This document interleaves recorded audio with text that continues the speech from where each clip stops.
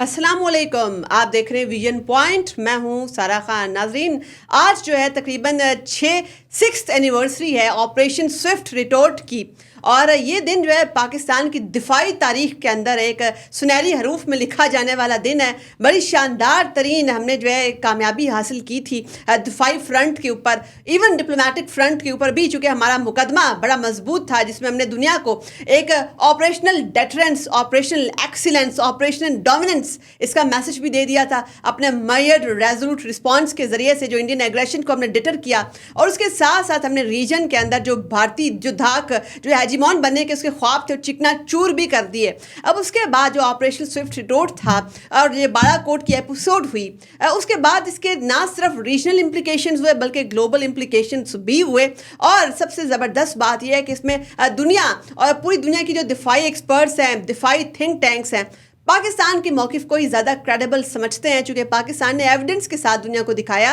कि ये हमारी ऑपरेशनल कैपेबिलिटी है। हमारे पास अभिनंदन था, हमारे पास इंडियन तैयारे का मलबा था, मगर इंडिया जो है ना तो दुनिया को वो दहशतगर्द ठिकाने दिखा सका जो उसने एलिजिडली मुजफ्फराबाद में तबाह किए थे, और ना ही वो दुनिया को पाकिस्तान के F-16 तैयारे का मलबा दिखा सका। तो ऐसे में सवाल ये है कि आइंदा आने वाले दिनों के अंदर अगर ऐसी कोई एपिसोड इंडिया करने की जुर्रत करता है, पाकिस्तान का रिस्पॉन्स क्या होगा, और क्या खिता जो है और रीजन दोबारा इस मकाम पर, इस नैच पर पहुंच सकता है ऐसे मौके पर, जबकि इस तमाम एपिसोड का फ्लैश पॉइंट कश्मीर था, एपिसेंटर कश्मीर था, और ये वाला इशू अभी भी अनरिजॉल्व है। तो इसको रिजॉल्व करना कितना ज़्यादा इंपॉर्टेंट है, इन तमाम पहलुओं के ऊपर रोशनी डालेंगे। हमारे साथ मौजूद हैं मारूफ दिफाई तजिया निगार AVM रिटायर्ड एजाज मलिक साहब। आपके वक्त का बहुत बहुत शुक्रिया। सबसे पहले तो हम ये डिस्कस कर लेंगे, थोड़ा सा हम चीज़ों को रिवाइव कर लेंगे। ऑपरेशन स्विफ्ट रिटोर्ट किस कदर बड़ी पाकिस्तान की दिफाई कामयाबी थी, और दुनिया को हमने जो है इस दिन अपनी ऑपरेशनल एक्सीलेंस और हमने ऑपरेशन डोमिनेंस किस तरीके से साबित की। देखिए, हमें उस पूरे एनवायरनमेंट को दोबारा रिकैप करना चाहिए कि ये सीक्वेंस किस तरह हुआ। हम तो हमेशा से कश्मीर का जो एक बहुत लिंगरिंग मसला है उसका पुरअमन हल चाहते हैं। हमेशा से हम लोग कंपोजिट डायलॉग की बात करते हैं, और हमेशा हम ये कहते हैं कि यूनाइटेड नेशन की जो सिक्योरिटी काउंसिल है उसकी जो करारदाद, बहुत सारी करारदाद हैं, उनके मुताबिक कश्मीर के लोगों को उनका जो हक़ खुद इरादियत है वो दिया जाना चाहिए। लेकिन भारत जो है वो पिछली हमारी पूरी जो तारीख़ है उसमें बहुत सारे मौक़े पे उन्होंने एडवेंचरिज्म अपना शो किया, और जब भी कभी उनकी सिटिंग गवर्नमेंट को इलेक्शन में या किसी और सियासी मकासद के लिए उनको कोई माइलेज चाहिए होता है तो वो पाकिस्तान बैशिंग और पाकिस्तान की तरफ से दरअंदाजी के इल्ज़ामात, और पाकिस्तान की तरफ से जो उनके यहाँ एक इंडिजिनस तहरीक आज़ादी चल रही है ऑक्युपाइड कश्मीर में, उसके हवाले से वो कई दफ़ा या तो वो कार्रवाई करने की धमकी देते हैं, और फिर कभी कभार वो कोई ना कोई ऐसे फॉल्स फ्लैग ऑपरेशंस या इस तरह के मिस एडवेंचर करते हैं। तो स्विफ्ट रिटोर्ट जो था ये हमारा एक काउंटर था, हमारा एक रिस्पॉन्स था। और रिस्पॉन्स किस चीज़ का था कि उससे एक रोज़ पहले भारत ने पाकिस्तान की फ़िज़ाई हदूद की ख़िलाफ़ वर्जी करते हुए बालाकोट के करीब एक वीरान जगह पे अपने कुछ जो है उन्होंने बॉम्बिंग की, लेकिन उन्होंने मीडिया में जो नैरेटिव बिल्ड करने की कोशिश की उसके मुताबिक उन्होंने ये कहा कि हमने पाकिस्तान के अंदर सर्जिकल स्ट्राइक करके कुछ जो है दहशतगर्दों के एलिजिडली कैंप्स जो हैं उनको तबाह किया है। तो पाकिस्तान ने ऑब्वियसली उसके मुकाबले में फौरी तौर पे अपने मीडिया में, और इंटरनेशनल जो मीडिया के लोग थे उनको इस चीज़ की दावत दी कि वो वहाँ जाके जो जिस जगह पे ये स्ट्राइक हुई है उस जगह का मौका देख लें कि इतनी जल्दी चंद घंटों के अंदर वहाँ से मलबा ज़ाहिर हटाया नहीं जा सकता, तो वहाँ पे अगर कोई ऐसे निशानात हैं तो उसकी वो वेरिफिकेशन करें। ज़ाहिर है उससे भारत का जो है पोल खुल गया। लेकिन बात यहाँ ख़त्म नहीं हुई, क्योंकि पाकिस्तान की क़यादत ने इस चीज़ को बड़ा सीरियसली लिया, और उसके ऊपर हमारी जो क़यादत थी उन्होंने ये अपना रिज़ॉल्व शो किया कि अब हम इसके मुकाबले में रिटेलिएट करने का सोचेंगे नहीं, बल्कि हम रिटेलिएट करेंगे। और कैसे करेंगे ये फिर हमने ऑपरेशन स्विफ्ट डार्ट की सूरत में 27 फरवरी को दिखाया। अच्छा, ये बड़ा हमारा एक मयड, एक रेजोल्यूट किस्म का एक रिस्पॉन्सिबल रिस्पॉन्स था। वो इस वजह से, चूँकि हम ये भी कर सकते थे, अगर ज़रा सी कोई कमी कोताही होती, थोड़ी सी मिसकैलकुलेशन होती, भारतीय एग्रेशन के बावजूद भी हमने जो है इस जंग को, इसको ज़्यादा ख़तरे को बढ़ने नहीं दिया कि एक कोई न्यूक्लियर कॉन्फ्लैग्रेशन रीजन के अंदर हो जाती। आपने ये भी देखा कि सेकेंड कंसेक्टिव डे, जब 26 फरवरी के बाद 27 फरवरी का एपिसोड होता है, तो तब कहीं जाके जो है वो पाकिस्तान एक तरीके से भारत को सबक सिखाता है। हमारे पास जो एक स्टेटमेंट आया था उस वक्त के DGISPR का, एक सरप्राइज़ का इंतज़ार करे भारत। वो सरप्राइज़ इस फॉर्म में आया कि हमें अभिनंदन को भी कैप्चर किया, और उसके बाद हमारे पास उनके त्यारे का मलबा भी था, हमने उनके 2 त्यारे गिराए। तो सवाल मेरा यहाँ पर ये है कि जब पाकिस्तान ने दुनिया को as a responsible regional actor के तौर पर दिखाया, भारत जो है एज एन एग्रेसर दुनिया के सामने बेनकाब हुआ, तो इसके बावजूद जो है इंडिया दुनिया के सामने जो एक सेकुलर डेमोक्रेटिक मुल्क बनने का जो दावा करता है, क्या वो डिबंक हुआ? वो उसकी मिसकैरेक्टराइजेशन, जो उसका जो पब्लिक इमेज है, उसको तो फिर बड़ा धचका लगा। डेफिनेटली। देखिए जी, हम लोग तो जब से दोनों ममालिक जो हैं ये न्यूक्लियर हुए हैं, हम तो उस वक्त से ये कहते हैं कि कश्मीर जो है वो इन 2 न्यूक्लियर जो है नेबर्स में एक फ्लैश पॉइंट है, और हमें इस इलाके को, इस रीजन को, और इन दोनों इलाकों मुल्कों के जो लोग हैं, जिनकी तादाद अब यानी अब देखें तो 1.5 अरब है इस खत्ते में लोगों की तादाद, तो उनको किसी भी डिज़ास्टर से बचाने के लिए हमें आपस में अपने तमाम तर तनाज़ात, वो भले कश्मीर का मसला हो या सिर क्रीक का मसला हो, वो हमें आपस में कॉम्पोजिट डायलॉग के ज़रिए उनको हल करना चाहिए। लेकिन और हमें कभी भी जंग का सोचना नहीं चाहिए। लेकिन भारत चूँकि अपनी उनकी पॉलिसी ये है कि वो इस चीज़ को क्लेम भी करते हैं और फिर प्रोफेस करते हैं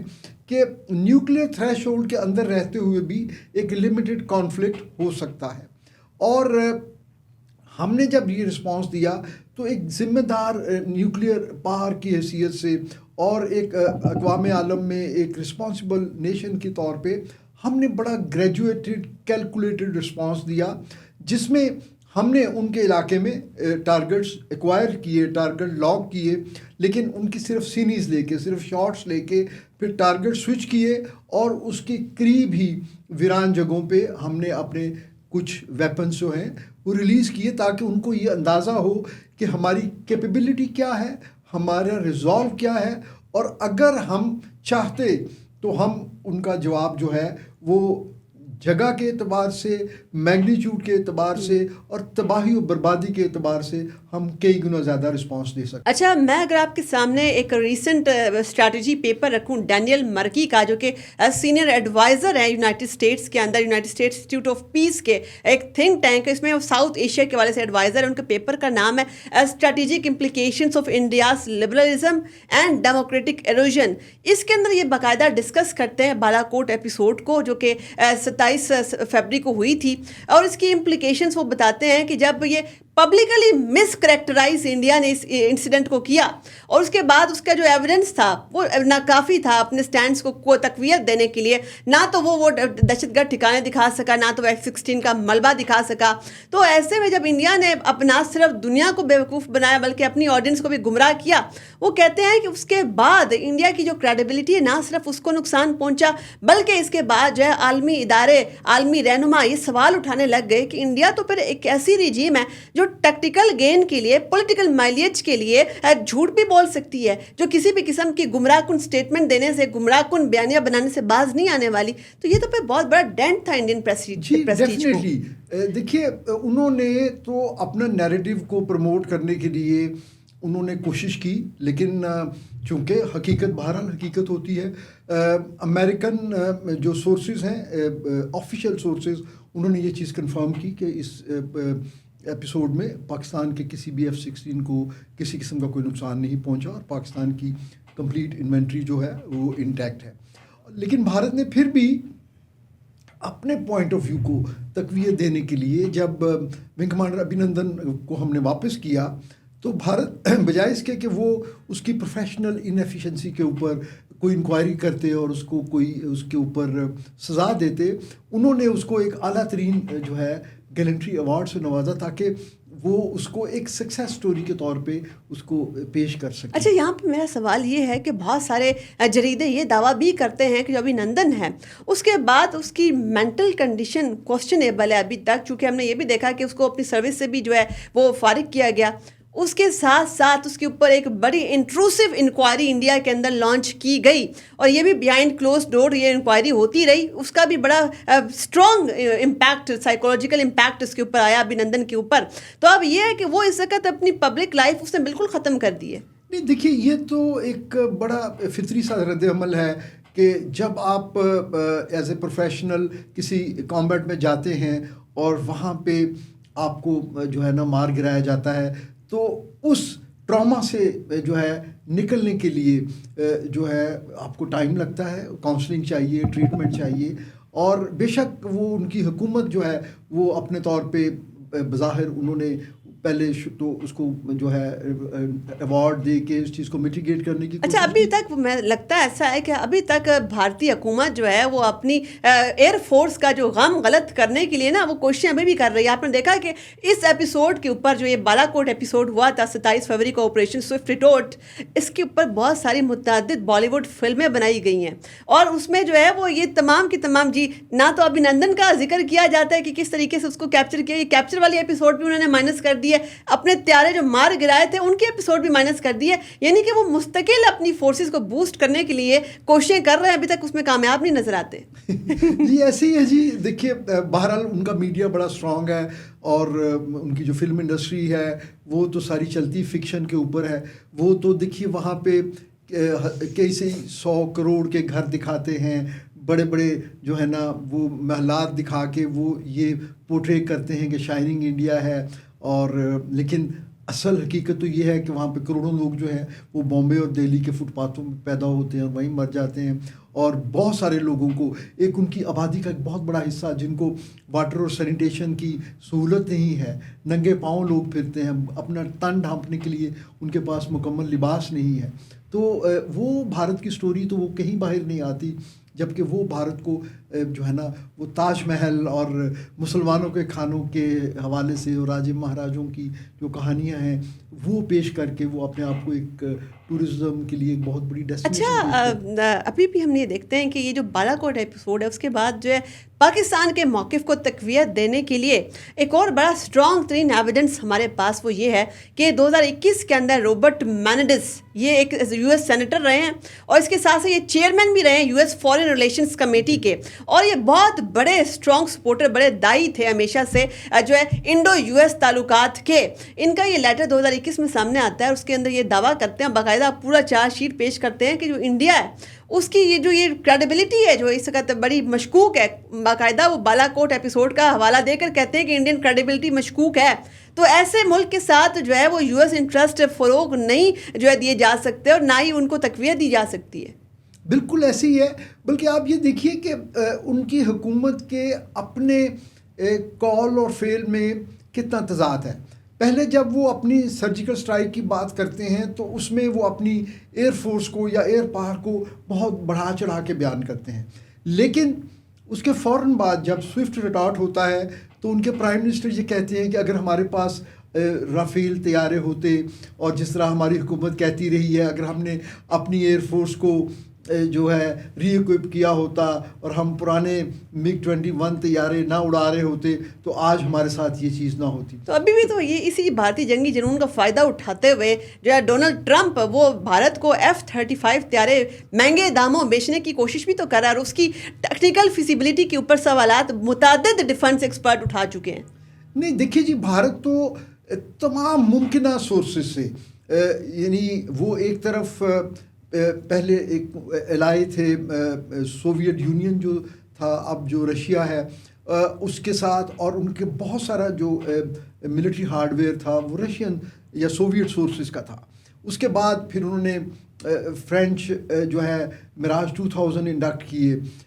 और यूरोपियन फिर राफेल उन्होंने, और अब वो अमेरिका से जो है और इज़राइल से भी ड्रोन टेक्नोलॉजी उन्होंने ली। तो वो तो तमाम मुमकिन ज़राए से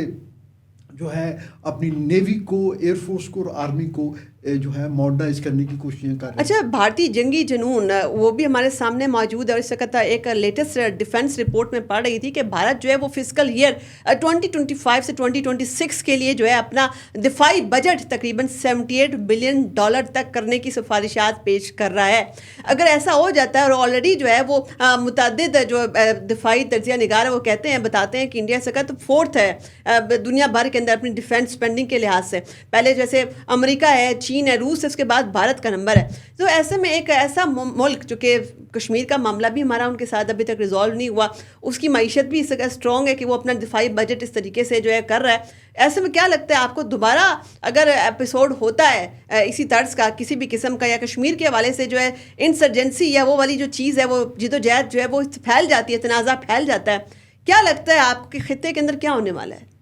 देखिए, मेरी तो एक जो अपनी बैकग्राउंड की वजह से और एक सीनियर सिटीज़न की हैसियत से मैं तो ये जो है विश करता हूँ कि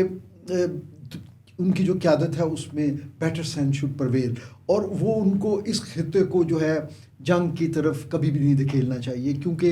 ये इस खित्ते में दुनिया की आबादी का एक बहुत बड़ा हिस्सा है इस सब कॉन्टिनेंट में, और यहाँ के लोगों के मसाइल जो हैं वो सोशो इकनॉमिक मसाइल हैं। यहाँ लोग जो हैं उन्होंने तरक्की करनी है, उनका एक बुनियादी हक है। तो बजाय इसके को उसको अपने जंगी जुनून में जो है ना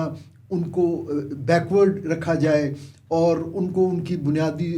हकूक़ और बुनियादी जो उनकी ज़रूरतें हैं उससे महरूम रखा जाए, तो यही पैसे वो अपने लोगों की तालीम, अपने लोगों की सेहत और अपने लोगों की डेवलपमेंट पे खर्च करें। मगर वो वाले मालिक जो हैं जो इनको अगर असला बेचते हैं भारत को, और एक ऐसा मुल्क जो कि इतना इररिस्पॉन्सिबल है अपने डिफेंस के लिहाज से, अपनी कैपेबिलिटी के लिहाज से इतना वो इररिस्पॉन्सिबल है कि आप कभी जो है वो गलती से मिसाइल पाकिस्तान के अंदर फायर हो जाता है, और उसके बाद कभी ऐसा होता है कि वो यूरेनियम जो है वो ब्लैक मार्केट के अंदर स्मगल होती फिर रही है। तो आपको क्या लगता है कि ये वाली जो चीज़ें हमारे सामने मौजूद हैं पाकिस्तान के हवाले से, तो कभी FATF एक्टिव हो जाता है, कभी पाकिस्तान को किस तरीके से जो है वो आर्म ट्विस्टिंग की जाती है, इंडिया की आर्म ट्विस्टिंग तो हमें कहीं भी नज़र नहीं आ रही। देखिए, ये बदकिस्मती है जी इस पिछली सदी और मौजूदा सदी की, कि अब दुनिया जो है ना वो सारी उसमें कोई नज़रिया या असूल नहीं है इंटरनेशनल रिलेशंस में। सब लोग अपना मफाद देखते हैं और ये सब जियो इकनॉमिक्स के बेस्ड है। तो भारत को जो है मगरबी ममालिक और तरक्की याफ्ता ममालिक जो हैं वो एक बहुत बड़ी मार्केट के तौर पे देखते हैं। अमेरिका जो है वो भारत को इस खित्ते में चाइना की कंटेनमेंट पॉलिसी जो है उसका वो एक स्ट्रॉन्ग पिवट समझते हैं, तो इसलिए वो भारत के जो साथ खून भी माफ़ करने को तैयार होते हैं कि और देखिए कश्मीर का मसला उसके बहुत सारे डायमेंशंस हैं। उसकी एक इंटरनेशनल लॉ के मुताबिक एक डायमेंशन है, वो सिक्योरिटी काउंसिल का एक पेंडिंग एजेंडा है, वो ह्यूमन राइट्स डायमेंशन डिफरेंट है उसकी, सबसे बड़ी ह्यूमन राइट है जो कि सारी महज़ब दुनिया में आप देखिए वहाँ पे तो एनिमल राइट्स पे इतनी बात होती है, तो वहाँ पे इन कश्मीरियों की जो है ना उनको आहो फिगान नज़र नहीं आती। लेकिन आप देखिए ये दुनिया का ये बदकिस्मती से यही चीज़ हमने फ़लस्तीन में देखी है, यही चीज़ हमने गज़ा के जो कॉन्फ्लिक्ट है उसमें देखी है कि वो जो है जस्टिस को या जो है जो भी इंटरनेशनल रिलेशंस के जो मरवजा कवानीन हैं उनको सेलेक्टिवली अप्लाई करते हैं। अच्छा,